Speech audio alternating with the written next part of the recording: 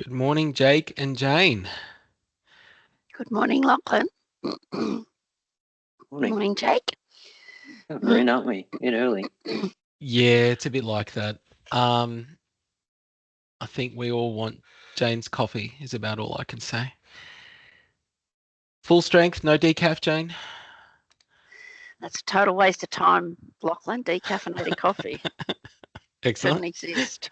It's like no alcoholic beer, same deal. I It's a don't know, prop. Jane. It's I a don't know. prop There at was this a point.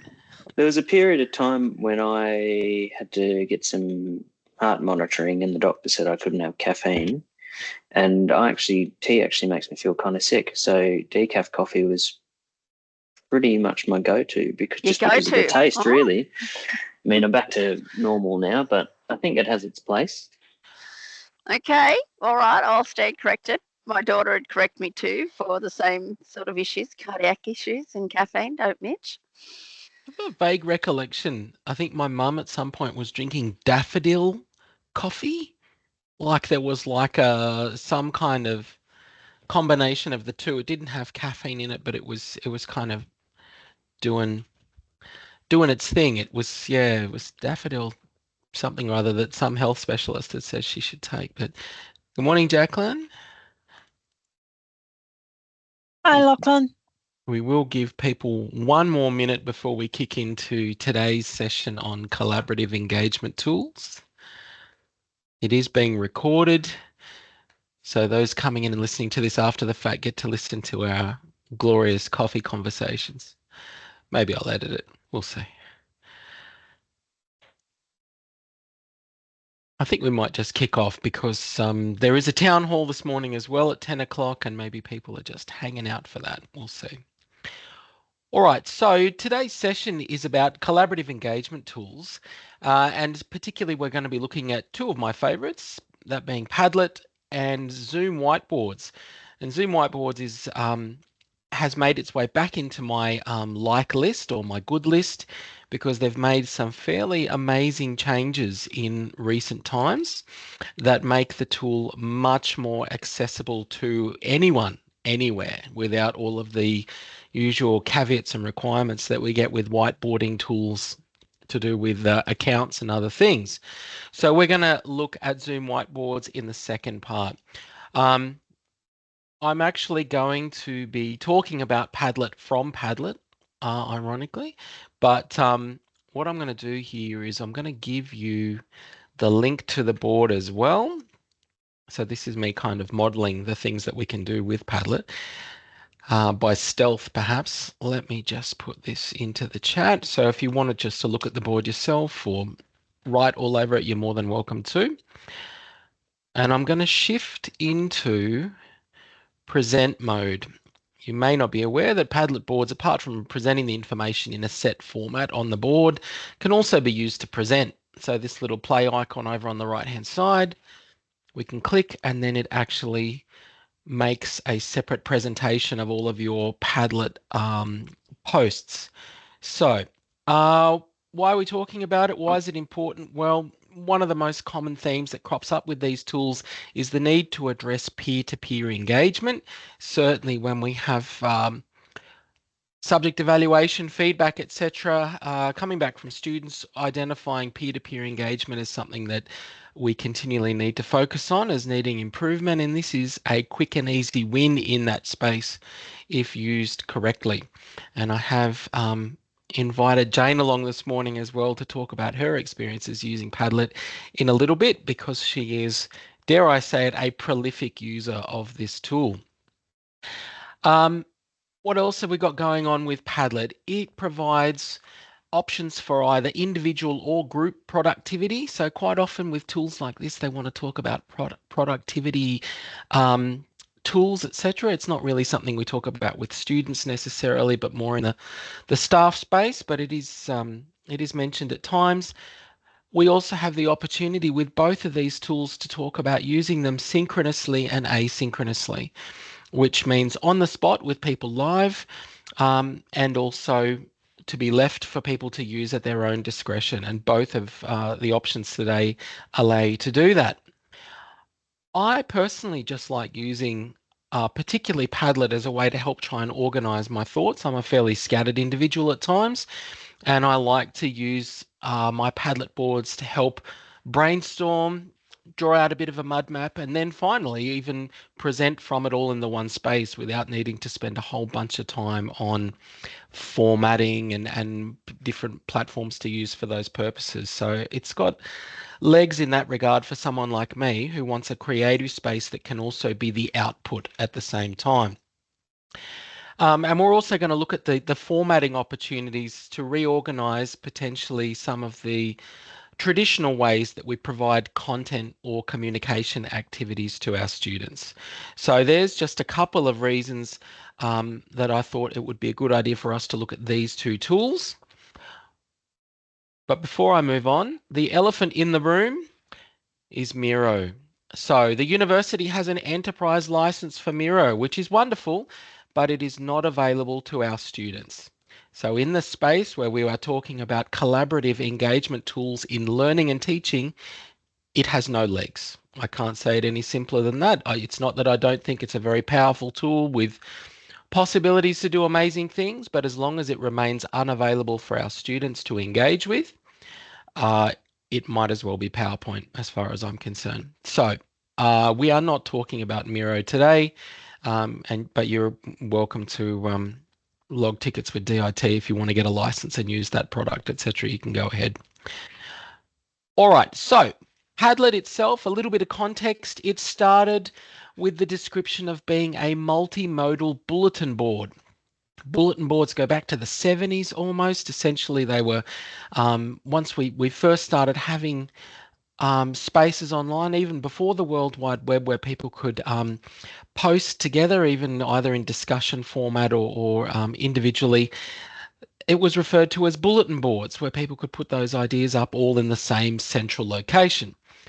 These days, Padlet is it's still a multimodal bulletin board, which means that it allows you to provide content and communication activities in a wide variety of media types. So that's where we're getting into modality.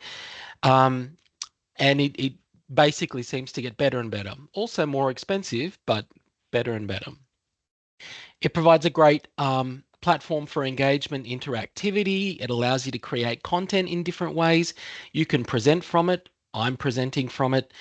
It allows you to shift the way that you provide things like learning artifacts, comms, etc. to students. You can shift into different formats. It's highly accessible. You can put it wherever you want to put it, which means you can give people links to boards. You can embed the boards. And essentially you have the ability to secure them or moderate them as severely or as loosely as you like. It's also anonymous by default for our students, which means effectively it's a safe space for them to contribute. And that might be seen as a con by some if you're wanting to identify who's doing what. But in the first instance, we're trying to promote engagement, which means you've got that kind of risk element to consider. All right, moving right along, I've got a few exemplars, and then maybe, Jane, I'm going to hand over to you to talk a little bit about it. So I'll start with maybe I'll do HLT 524 first. Let's do that. I'll show you a few ways that Padlet's being used. And by all means, if you've got comments and questions and things, please put them in the chat, etc., or raise your hand and we can get into that. HLT 524. Okay, I'm picking on this subject because inside its content area, they've used Padlet in a fairly common way that's used around the traps, which is to provide an introductions board. And if I could pick one way that Padlet is used most commonly across the university, this would be it. They have a Padlet board where the students are encouraged to provide an introduction for themselves. Sometimes they're given focus questions, etc. The board itself has been embedded inside the content, which means that the students, when they're viewing it, will get a page with the board that they can then click on the plus icon at the bottom and add their own post. In this case, obviously, they're naming themselves, but otherwise it's anonymous, those posts. If they wanted to view this in full screen rather than this condensed sort of real estate view, you can click the little pop-out button at the top and you get the full screen Padlet wall that people can add to. Obviously, we're toward the beginning of a session, so we've only got a few people posting in that space, but this is one of the more common ways to provide a space for people collaboratively to add their own input. Now, Jane Lawrence, I'm going to put you on the spot here and start by saying I went into one of your sites yesterday and started counting Padlet boards. And I stopped when I got to 25. I couldn't go any further. How about I talk a little bit about Mid 442, or rather you talk about Mid 442 and tell me all about your experiences using Padlet and why you like using Padlet. Well, I think you've nailed some of the reasons I like using it. In fact, lots of them.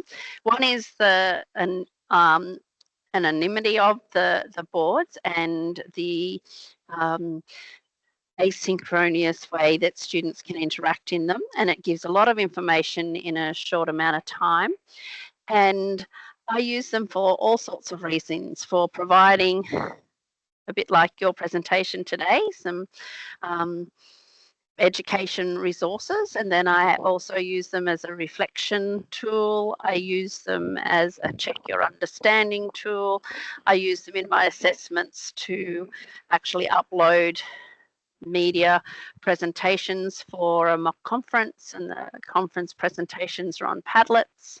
So they're given the information, and as you can see, these Padlets were cleared at the beginning of this session, and students are very keen to provide the information that's asked of them. And I find it a very good way of ensuring that there is actual activities that the students can undertake, and it addresses that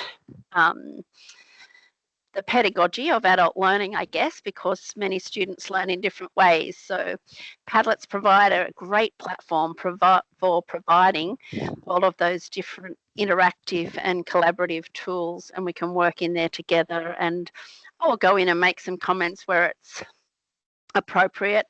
And you were saying about the peer-to-peer engagement in this assessment task that you're just popping up on the board there now.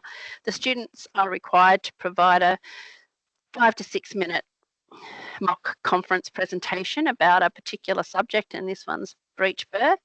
They then have their colleagues come in, and at the bottom of the little Padlets, they can put some peer-to-peer comments, and they watch the presentation, and they're to provide feedback to the presenter, and then the presenter comes back in and looks at the comments that have been provided, and they then have to do a quick little recording, and all of this can be done in the one space, and it saves a lot of time.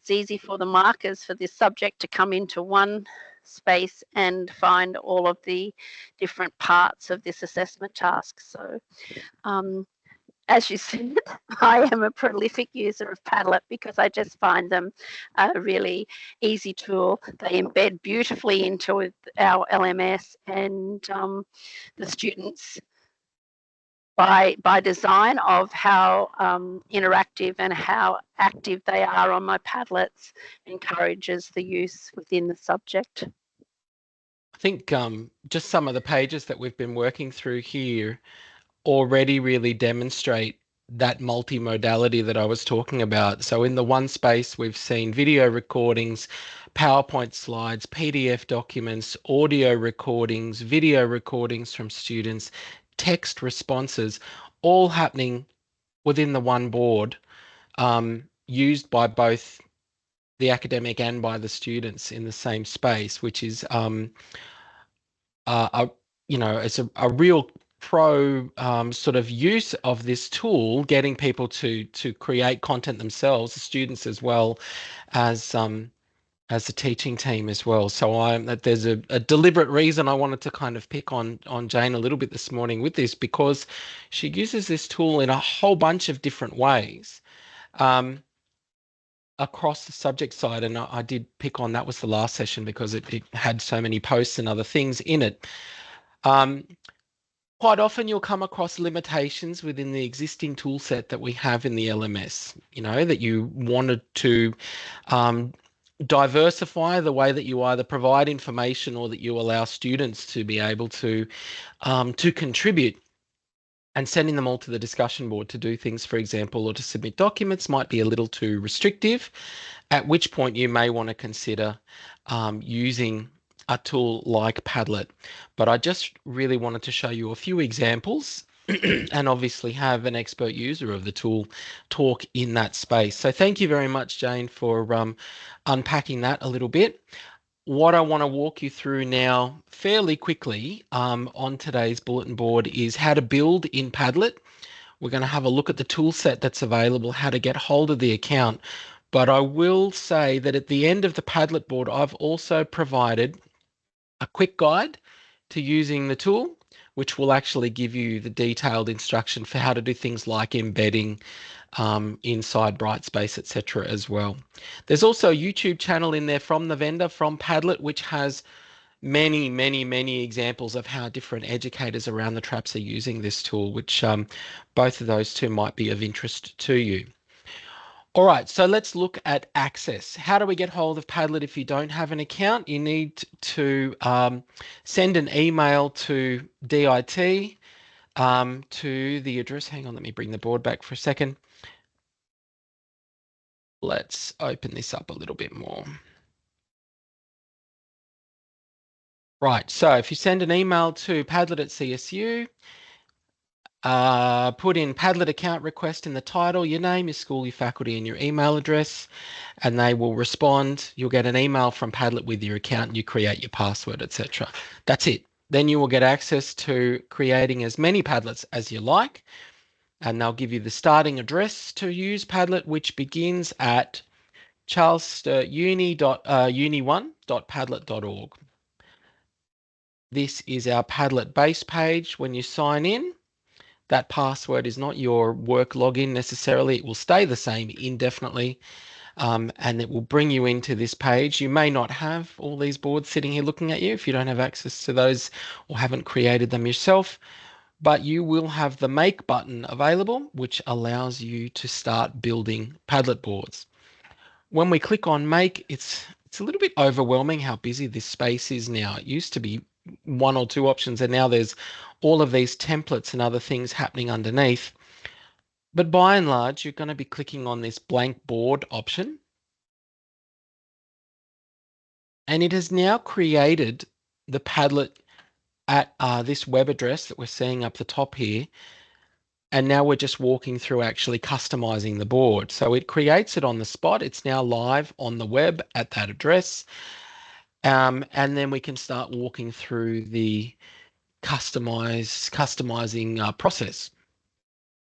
Now, format is very important underneath. By default, it will choose a wall, which means you just have a series of posts happening by students as they hit the plus sign that will go from the top left-hand corner and push across to the right and then down.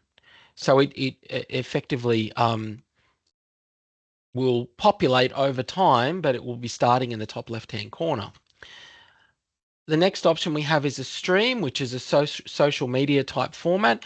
So why don't I just make my first post and hit publish in here, and a second post. The reason I'm doing this is so we can have a look at the formats, the way that they arrange information. I'll just do 3 of these. Right, so I've got 3 posts, and on a wall, they start on the left, they push across to the right, and then when that's full, they'll go down the page. If I shift to the stream format, which is also called the social media format for some reason, they'll be scrolling down the page, a la Facebook, TikTok, etc., etc. So the most recent one will be at the top. You can change that setting, and then you scroll down to look through all of the posts. Then we have a timeline, which will have them left to right in the middle of the page, but it allows you to actually organize things sequentially, as the name would suggest. We have a grid format, which will allow you to organize things into columns. At the moment, it has one section, if you will. If I was to add another one and go section 2, call it whatever you like, column section. No, that wasn't exactly what I was looking for here. I don't want to add a post. I want a new section. Let's do this. There we go. Sorry, I could have hit add section. That would have done the same job. And then I can reorganize where I want things to sit if I want to. So we're getting rows that we can then organize the different pieces of information or the posts, or where we want students to post or where we want to add information. So that is the grid format. We have a new format called table, which I'll talk about in a second because it is brand new, to the point where I found it last night. It may have been there for a while and I just haven't noticed it, but I don't think so. Then we get a canvas format, which means people can put things anywhere. So if you're wanting to do a bit of a brainstorming activity, potentially draw relational lines and other things, you can use the canvas board in this way, the Padlet board, when you're using the canvas format. So posts can go anywhere. And then lastly, we also have the map format, which is used sometimes for introductions. And you'll see at the moment, it's given me a format here to do with the globe, I guess, and it's got Antarctica. This will zoom out or zoom in depending on where the posts are going. But when students add a post to the map format, it will recenter the map. So if I was talking about an address, and this can be quite detailed, if I was to talk about Panorama Avenue, Bathurst, New South Wales, where the university is, for example, and add something in here, I can publish, and you'll see that it has now recentered the globe format based on all of the posts. Each of these posts that went in there before, I'm not sure why they went to Antarctica, but they are there. Maybe I'll just get rid of them. So the map format also allows you to shift between this kind of view, which is a bit boring, blue and white, into a sort of Google Maps-esque satellite map view, which I don't hate. And we can change that view once we go into our settings for the Padlet. Normally this is used in such a way as to get people to come to this Padlet board, add in where they're coming from, and potentially introduce themselves. So you end up getting a map with lots of pins on it, and people introducing themselves in some way after they've added their own pin. There are other ways that you could pivot that activity depending on what the outcome was, the desired outcome, but most commonly I've seen it used for introductions. Right, so we have 7 different formats for our Padlet boards here available to us. I mentioned the table format, so let's have a look at that now. And this is what it looks like. It gives you these rows where it's organizing, I guess, headings above each of the different, I guess, elements of a post. So if I added a new post to this board and I said, Lachlan's post, maybe I'm going to add something to my post here. Let's add an image, I guess, so I can upload an image from my pictures. That'll do. Okay, there's an apple there and some text in the description. Now let's see what it does with this format. So it is now broken down my post in this view to subject area, the attachment that's available. I can click on that separately. I can see the text next to it. The location element was from the map tool, but I could still type something in there. And then you have your peers essentially that can engage with this. They can react to it. They can put comments on it. But it just reorganizes the way that that information is available on the page. I think there is some real potential. I just haven't put too much thought into this process, but just looking at it and the way that it separates this out, visually, I think it's gives us some real options. I'm not sure. Jake, I can see that you're also stoked about the option. I think, yeah, we're just, if people have already great ideas about how this might be applied, by all means share them. But I'm going to have a play around with this later today. I've only just seen it last night, but it looks excellent, I think, for student engagement. That's my immediate take on it. Okay, excellent. Michelle, go ahead. Oops, that was an accident. I meant to just say thumbs up. Looks great. It's the Teams equivalent of a bum dial. I get it. No problem. Thank you. I agree. Yeah. So anyway, everyone have a play with the table format and tell me what you come up with. I am quite excited about it as well. All right. So let's keep going with our working through of the settings with our Padlet boards and what we can do with them. I'll leave it on the table format for now. When you create a Padlet board, there is a whole lot of customizing that you can do, not just the format that we've chosen, but we're also able to change things like the wallpaper, the headings, subheadings, etc. So we might walk through a few of those now. If we come to this settings cog over here on the right-hand side, we can start walking through, and they do organize the different areas under these kind of layers if you want to jump to those. But for now, I'll start at the top and work my way down. At the top, we've got our title going in here. There's a subheading if you need one. Quite often people will put instructions for the board into the subheading area, and you'll see it populating over here on the right as I'm typing. You can put an icon next to it. These are kind of gimmicky things. They're not going to break the bank, but you can add those in as you go. The wallpaper at the moment, we have this lovely soft pastel blue going on. I think we might change that. You can use standard colors. There are different gradients and textures available. We can also go through a series of pictures, and this is probably the most common way that people use Padlets that I see. If I wanted this lovely tree bark thing going on in the background, I can do that. Horses, whatever, like there are lots of pictures in there. Alternatively, if you are a creative soul at heart and you wanted to use something that you might have access to, you can click on the custom option and then potentially either take a picture of or upload your own wallpaper in the background. Now, I don't know if I have anything that's going to work for this, but let's go with the apple. I don't know whether this will work or not. Okay, so it's just stretched it out behind. You get the idea. So you can use custom wallpapers or you can use choose from the library that's there. Some of the more important settings in here. You can always add sections to your wall if you want to group and organize the posts, or you can turn them on right at the beginning, which will start giving you those different layers to organize posts. Do you want new posts first or last? That's where you can shift that setting around. By default, commenting will be on, which means that your students can come in and post replies to any of the posts on here. If you're using the Padlet wall to provide information and you don't want people writing all over it, turn off the comments. There are a variety of reactions available.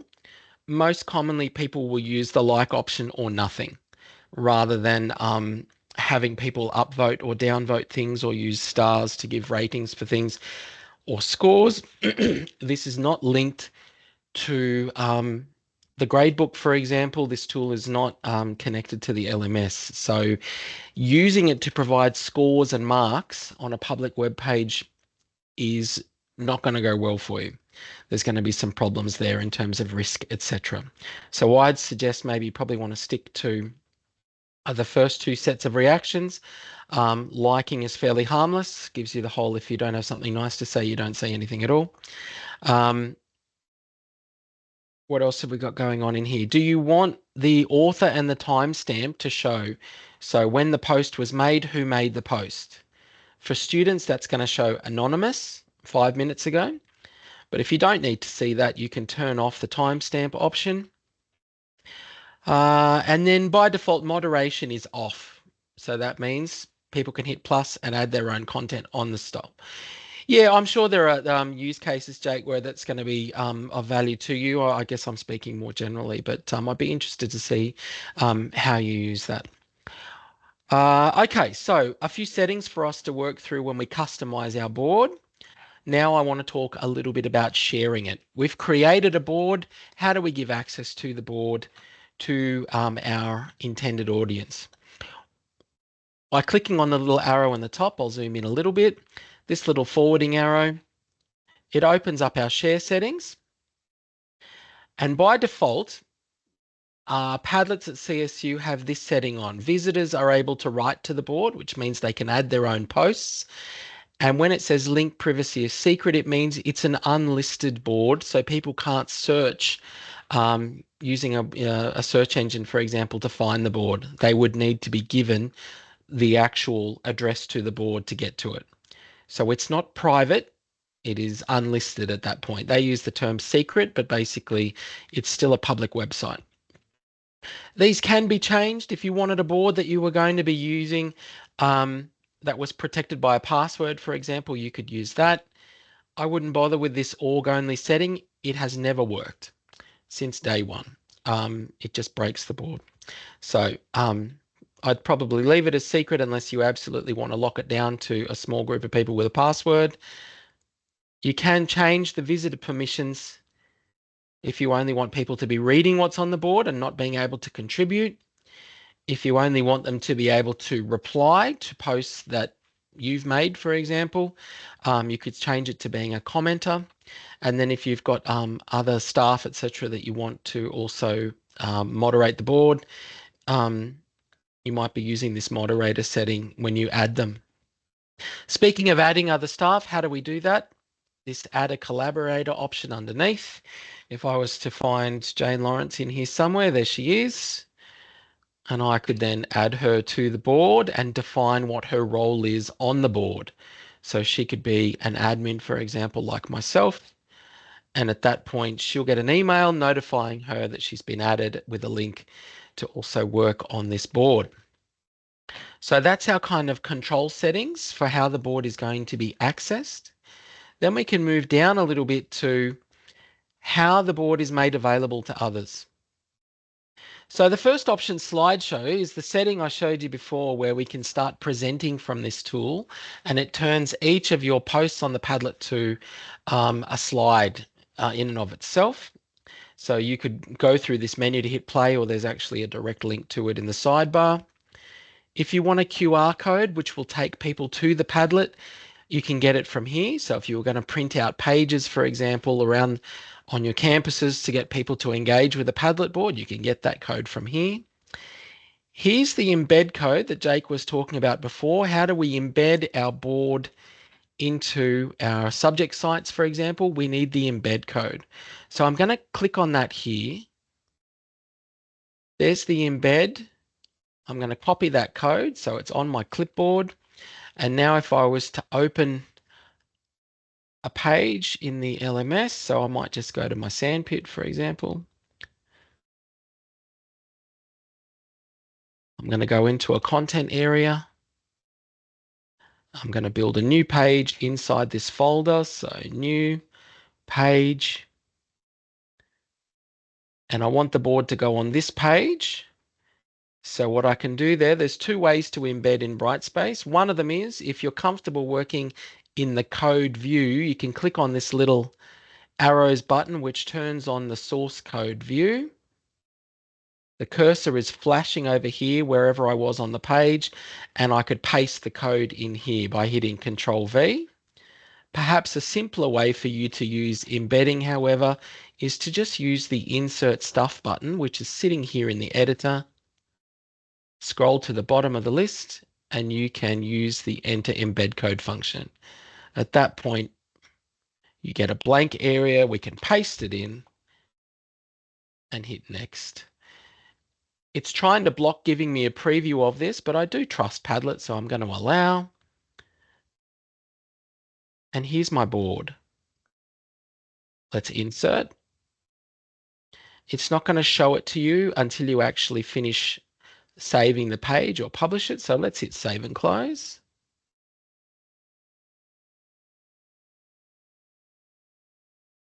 And there's my Padlet board.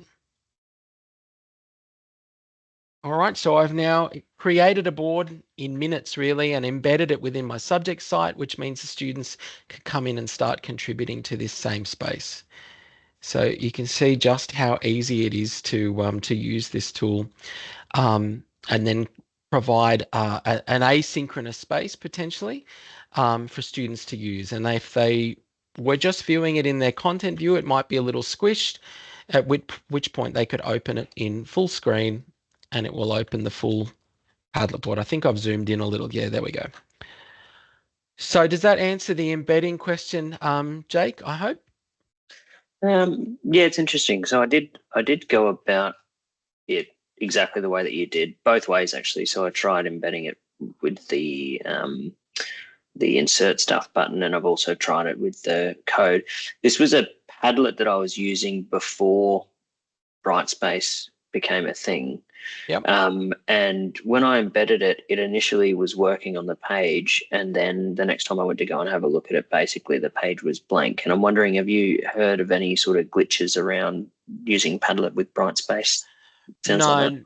No, not at all. But I think Yeah. let's catch up and have a look at it. I'm sure I can fix it really quickly. It's not an important. I can have another look, and then I'll contact you if I need to. I think. Yeah, no worries. Yeah, it's I just was wondering if anyone else had encountered that problem before. So. I think speaking from my own perspective, and there are a number of other technically minded staff in the session as well. I can see Jane's got a hand up as well. Embedding in Brightspace I've found to be pretty much hassle-free to date with each of the different tools that I've used. But others may have had different experiences. Jane, have you got something to add in that space? Just that sometimes it looks like it's not saved until you actually save and close it, and you have to overwrite the permissions because it says, do you trust it? So it's those couple of extra steps I've found with Brightspace to embed, but I usually use the embed code straight in, and I've had no issues. And I've used Padlets from previous sessions that I've just copied the share link and uploaded into Brightspace. I'm just going to have a fiddle with it now while we're talking, and I'll see if I'm. Yeah. No worries. All right, so look, let's push on. I am conscious of time and I absolutely want to show you Zoom whiteboards as well. So let's keep having a look at our Padlet settings. We were looking through our share options. We had a look at getting hold of the embed code. The other thing that we want to give to people sometimes if they want to get sent to a Padlet board is just the hyperlink, at which point you can copy the link from here, or you could just highlight the address up in the bar here and give it to people, and then they get access to the same thing. So if I did that and then popped it in a chat, in Zoom, in an email, in a live meeting, whatever the case, in a website, that will actually take people to the board as well. I have not used breakout rooms with Padlet, so I can't comment on that today, but that's something else I may have a play with. Those are probably the most common ways that I am giving access to the board, either embedding it or giving the hyperlink. You will see, however, that there's an option to remake the boards or to duplicate Padlet boards. And if you ever get in a position where you like what's on a board but you can't edit it or change it or potentially clear the posts from a previous offering, it probably means that you're either not signed in as the owner of that board, or it needs to be remade, at which point we can, any Padlet board that you look at, you can actually duplicate it unless someone has locked it in a fairly particular way. And the way that we do that, if we have a look here, there is a little, I don't know if you can see that, arrows going around option, and that will allow you to copy this entire board, its format, etc., and you create a new version of it with you as the owner. So if you're ever in a position where you want to use a Padlet board and you like the way that it's been put together, you can use that remake option to get hold of it. All right, and the other thing that I guess I don't want to forget is the option to be able to turn it into a presentation. If you wanted to go through what was on there, post by post by post, you use that play icon and it turns it into a presentation like so. where you can walk through each of the posts. There isn't much obviously in this board in terms of the posts that I've put in, but I think you get the idea. All right, let me stop there and see, do we have any questions about what we've covered there in Padlet so far today?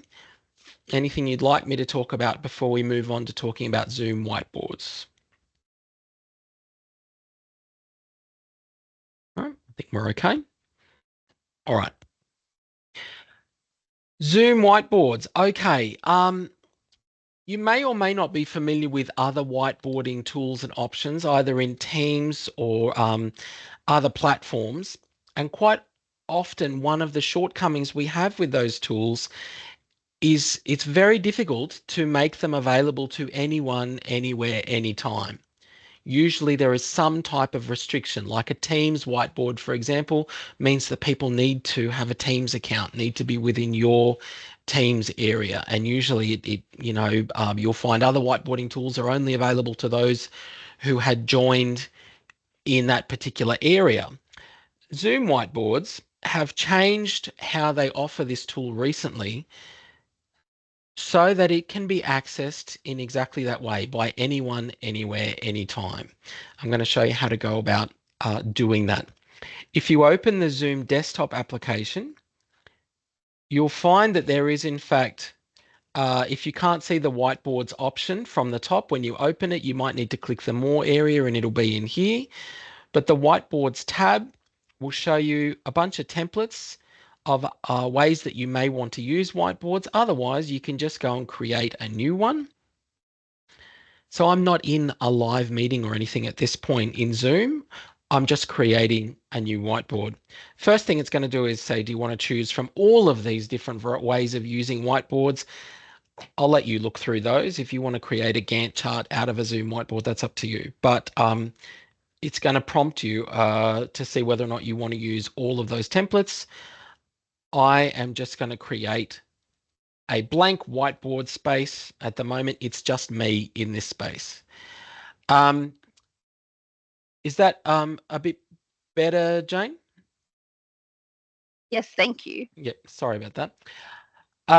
All right, so we have a blank canvas at the moment and I've got a pencil on here and I can start doodling on that. That's not all that unique. When I click on the share button up the top, however, we now get to decide how this is going to be used. And we can already see that there is an option here to get an embed code. So we're now talking about an embeddable, shareable whiteboarding tool, which is quite exciting because we can put a whiteboard inside our subject sites. How do people get access to it? Anyone with the link, not CSU account holders or anything else. At the moment, anyone with the link can view. I want anyone with the link to be able to edit. And I'm going to copy that link and I'm going to give it to you guys in here in the chat. And we now have our universal synchronous, asynchronous whiteboard tool.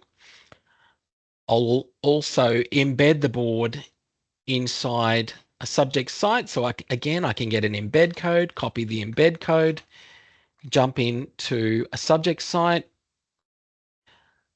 So I made one there before. Let's make another page, new page in Brightspace. Go to insert stuff, insert an embed code, paste the embed code. Next, again, we don't trust Zoom. Okay, allow. And my whiteboard is now embedded into, once I hit save and close, into the subject site. And if that space is too condensed, etc., it's just loading. Again, there we go. Someone has already posted to our whiteboard. Excellent. So you can full screen it, etc., if you need to, but we have an embedded whiteboarding tool available to us. Now, if I go back to my Zoom area, I'm going to have a look at what else I can do with this whiteboard as I have these vandals coming in here, graffitiing my board. Excellent. Keep going. What else do we do with it? We try and give whiteboards a little bit of structure sometimes to organize the activity. So maybe I go, oh, give me a column, give me another column. Just trying to organize where people are putting things. Maybe I'm going to put in a line across the top.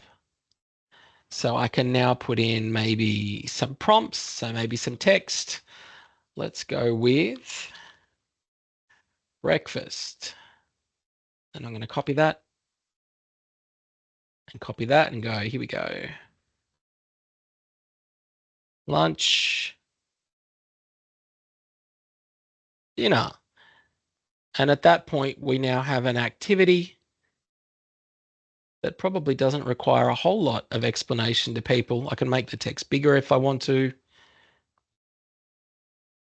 Drag it out, make it bigger. But participants on the whiteboard could then use the sticky note tool, as people were doing a minute ago, and add their own contributions into that space. So sticky notes, choose a color, choose a spot, and start typing in the thing that you want in there. You go hot chips every day, right there. What else can we do with our posts? There's a little bit of formatting available to us, alignment, bullets, etc. You can create lists. You can put emojis in. You can hyperlink to things if you want to. You can comment on other people's posts, etc. It is a very quick and easy tool to use to get people in that brainstorming frame of mind. And I've used 2 seconds worth of structure there to try and prompt people in this space how to use the board. So what else can we do with a whiteboard? Well, there is an upload facility, which means we can also add in artifacts onto the page. Like, what else can I do? There's an image, right? So we can drag images onto the page if you wanted those inside your whiteboard space. What else can we do? If I had a document, for example, an agenda. There we go. So here's a Word doc. I don't know whether this will work. Let's find out. I've tried to upload a Word document. It says that it's loading. And it then literally embeds it on the page. So this will depend on the format of the object, but you can add things like PDFs, PowerPoint slides, Word documents, etc., onto your canvas, so to speak. And at that point, people that click on it will have the ability to then download the object, for example. So you can see, yes, the images are able to download anything that's added to the whiteboard, protecting those objects. Potentially you might want to lock it, Jake. That might stop the download option. I'd need to play around with that a bit more to know, but yeah, this obviously some consideration about what it is that's being shared on there in this space. But I'm not going to obviously try and tell you at this point how to use a whiteboard, what you're going to use it for. But what I did want to point out is that Zoom has taken a fairly big step in making this whiteboard tool so easily accessible. So either without any participants with access to it, used privately, providing links to people either through email or elsewhere, embedding it within your subject site. You can use it within a live Zoom meeting because at this point we've created a whiteboard. It's sitting in our whiteboard collection. But what if I wanted to actually run a Zoom meeting and bring up this board? Well, we can do that as well. Let's start a Zoom meeting. So if I close my board, this is not going to stop you from participating with the board. Go back to home, start a new Zoom meeting. Yeah, that's fine. Okay, so I'm in the Zoom meeting and down the bottom, the host will have a range of tools available. And if you can't see it, look for arrows that say more, etc. But I'm going to hit more and there's my whiteboards. I can choose from an existing whiteboard. I might choose my whiteboards. And here's the one we were just playing around with. How do we want to use it? Do we just want them to be looking at me, presenting with it, or do we want to use it for collaboration? And then there is an option about persistent access afterwards. I would be ignoring that setting. We're going to make sure when we shared that copy link, we made it available to anyone, whether they were in the meeting or not. So just make sure the box is ticked, click open. And now inside our Zoom meeting, we have our whiteboard, and this will allow participants in the meeting to use the tool set in situ, right? So it's part of the tool set inside Zoom. So this is pretty powerful. Synchronous, asynchronous whiteboarding tool available to people with the link. It's quite neat. You just need to obviously put a little bit of thought and structure into that space. If you were so inclined and you wanted to create a new whiteboard on the spot in the meeting, you can certainly do that. But just be aware that you may need to check in your Zoom desktop application, which is this one. When you're looking at your whiteboards, make sure the share settings are what you want them to be.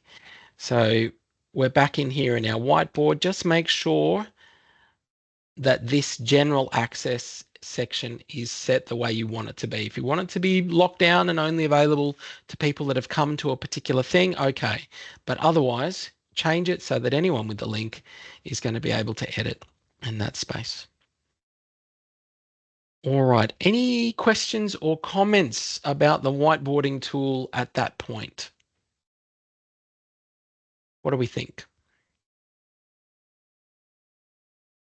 That's very cool. That's what I think. We might have 25 whiteboards next session, Lachlan. Right. It's a decent idea. You can export the whiteboards and print them as well if you want to get hold of what's been captured on there. Yeah, I think there's a lot of possibility there, but my experience with whiteboards has been the more structure you put in, the better the result that you get out of it. Otherwise, people can go a little bit rogue. I will add as well that you can add multiple, if you think about a whiteboard as a page or a single canvas, and you want people to work on multiple canvases, there is an option inside this tool to add additional pages or additional whiteboards for people to work on. Like Jamboard, I guess, you get the ability to work through one page after another, one whiteboard after another, and then you can jump between them. Up here, for example, where it says page 1 of 1, if I click on that button, there's my first whiteboard. I can add a second whiteboard. So then we get the potential of having multiple activities for people to work through, multiple whiteboards for different purposes, and then they can just jump through them. And once we have a couple in that space, people will then be able to jump from one to the other. I think there's an arrow for it that might be hidden by some of my share buttons, etc. But yes, very cool. Lots of possibility. Great for collaboration and engagement, and we can use it live. We can use it before, during, after, and lots of ways to get access to it. I don't think you can ask for much more than that with collaboration tools. So I'm aware of time and that people may want to get coffee and other things before our amazing town hall this morning. So what I'm going to do there is bring up the slide deck and see if I've missed anything here. On the actual board itself, a reminder for you to check that your Zoom is updated. The whiteboarding tool notoriously requires your Zoom to be up to date. So make sure that you've checked in the Zoom desktop application that it's up to date. And the way that you do that is by clicking on your profile image in the top right-hand corner and click on check for updates. That's a quick and easy way to make sure. There is a setting which will try and make sure that you're at least in the last 2 versions, but it doesn't always work. So just check your Zoom settings when you get a chance. Maybe remind your students as well to make sure that their Zoom is up to date. All right, I think at that point, I'm going to stop sharing stop the recording and wish you all a great week ahead. And we look forward to seeing you at another Teaching Academy PD session. Thanks, everyone. Have a great week. Thank you. Thank you. Thanks, folks.